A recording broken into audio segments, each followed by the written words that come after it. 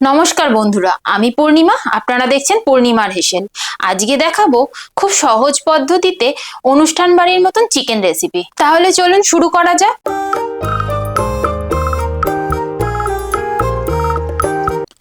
আমি এখানে 1 KG chicken নিয়েছি, 2 পিস পেঁয়াজ নিয়েছি, দুটো আলু নিয়েছি, সামান্য একটু আদা, কাঁচা লঙ্কা আর একটু ধনেপাতা নিয়েছি, আর নিয়েছি একটু রসুন। প্রথমে আমি ফ্রাই প্যানের মধ্যে একটু তেল দিয়ে দিচ্ছি। তেলটা গরম হয়ে যায়, আমি এর মধ্যে চিকেনগুলো ভেজে নেব। প্রথমে আমি 1/2 চামচ নুন দিয়ে দিচ্ছি, 1/2 চামচ হলুদ গুঁড়ো দিচ্ছি, আর 1/2 চামচ কাশ্মীরি লঙ্কার গুঁড়ো দিয়ে দিলাম।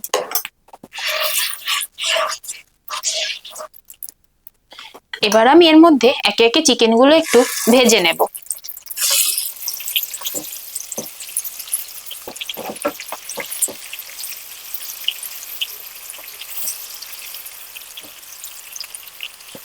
খুব হালকা ভাবেই ভেজে নেব। এইভাবে চিকেন রান্না করলে বন্ধুরা চিকেনের টেস্ট অনেক গুণ বেড়ে যায়। আপনারা একবার ট্রাই করে অবশ্যই আমাকে কমেন্ট করে জানাবেন যে রান্নাটা আপনাদের কেমন লাগলো, আর আপনারা কি ধরনের রান্না দেখতে পছন্দ করেন। যদিও এই চিকেনের রেসিপিটা আমার মার কাছ থেকেই শেখা। আমার মা এইভাবেই চিকেন বানাতেন। এবার আমি চিকেনগুলো একে একে তুলে নেব। এবার বন্ধুরা আমি মাংসের জন্য আলুটা কেটে নেব।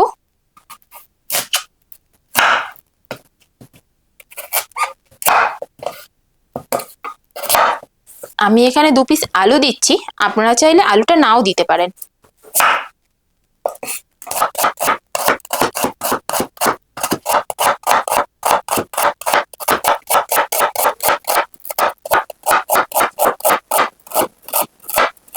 আমি এগুলো একসাথে মিক্সিং বলে নিয়ে নিচ্ছি, নিয়ে সবকিছু একসাথে মিক্স করে পিষে নেব।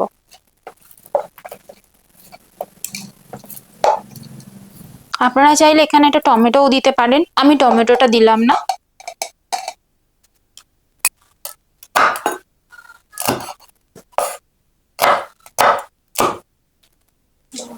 আমি এখানে 2 পিস লঙ্কা মিক্সিং বলে পিষে নেব, আর 3 পিস লঙ্কা রেখে দিলাম, যেটা আমি ওপর থেকে ফোড়ন হিসেবে দেব। একসাথে আমি ধনেপাতাটাও কেটে রাখছি। ধনেপাতাটাও অপশনাল, আপনারা চাইলে দিতেও পারেন নাও পারেন। এবার আমি এই তেলের মধ্যে আলুগুলো একটু ভেজে নেব।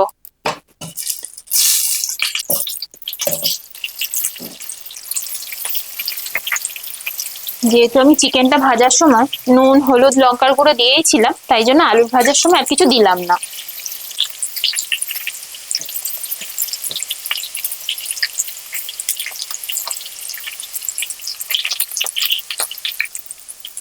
আলুগুলো ভাজা হয়ে গেছে, এবার আমি আলুগুলো তুলে নেব।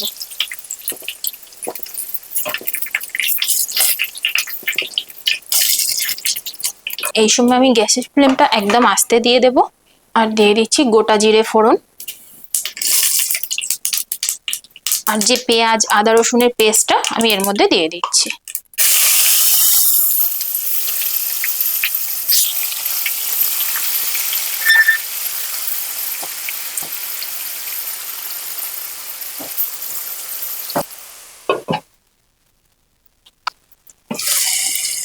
এবার বন্ধুরা আমি চিড়ে রাখা কাঁচা লঙ্কাটাও এর মধ্যে দিয়ে দেব, আর দিয়ে দিচ্ছি ধনেপাতা কুচি।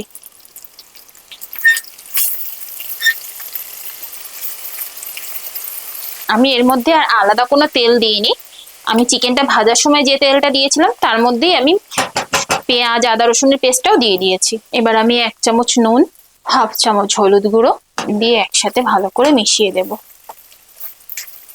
আমি আগে সব মশলাগুলো একসাথে কষে নেব, তারপর চিকেনটা দেবো। যেহেতু আমি চিকেনটা ভেজে রেখেছি, দিয়ে দিচ্ছি ধনে গুঁড়ো, 1 চামচ জিরে গুঁড়ো দিয়েছি, আর দিয়ে দিচ্ছি কাশ্মীরি লঙ্কার গুঁড়ো।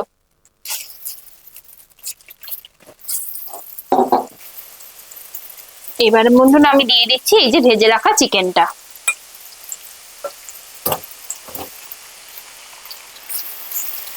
এবার খুব ভালো করে একসাথে মিক্সড করে কষে নেব।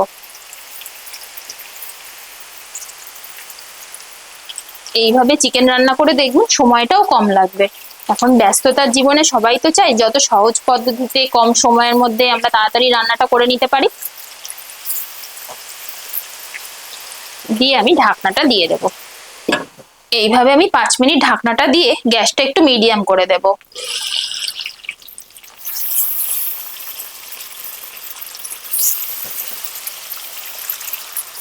বন্ধুরা, আমি এখানে সানরাইজের চিকেন কারি মশলা দিয়ে দিচ্ছি 1 চামচ।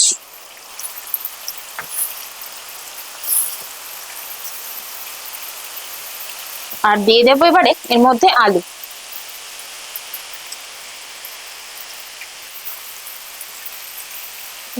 বেশ কিছুক্ষণ এইভাবে কষিয়ে নেব।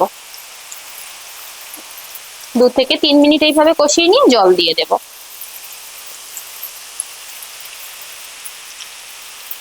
আপনারা যদি মনে করেন একটু টক দই দেবেন বা ফ্রেশ ক্রিম দেবেন, তাহলে সেটাও দিতে পারেন। আমি এখানে টক দই, ফ্রেশ ক্রিম কোনোটাই দিলাম না।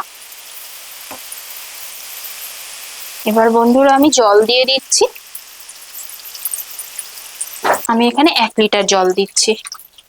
দিয়ে আমি ঢাকনাটা দিয়ে দেব আর গ্যাসের ফ্লেমটাও আস্তে দিয়ে দেব।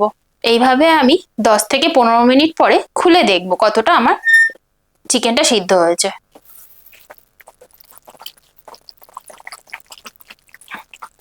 চিকেনটা সিদ্ধ হয়েই এসছে। এখানে একটু রঙের জন্য আমি একটু কাশ্মীরি লঙ্কার গুঁড়ো দেবো, একটু রংটা কম হয়েছে। আমি আরো 1 চামচ বন্ধুরা কাশ্মীরি লঙ্কার গুঁড়ো দিয়ে দিলাম।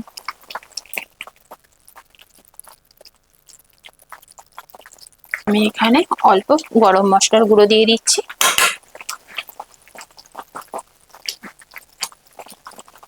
আমি আবার একটু ঢাকনা দিয়ে দেবো এভাবে 5 মিনিট। দেখুন বন্ধুরা, আমার চিকেন কারি রেসিপি পুরো রেডি।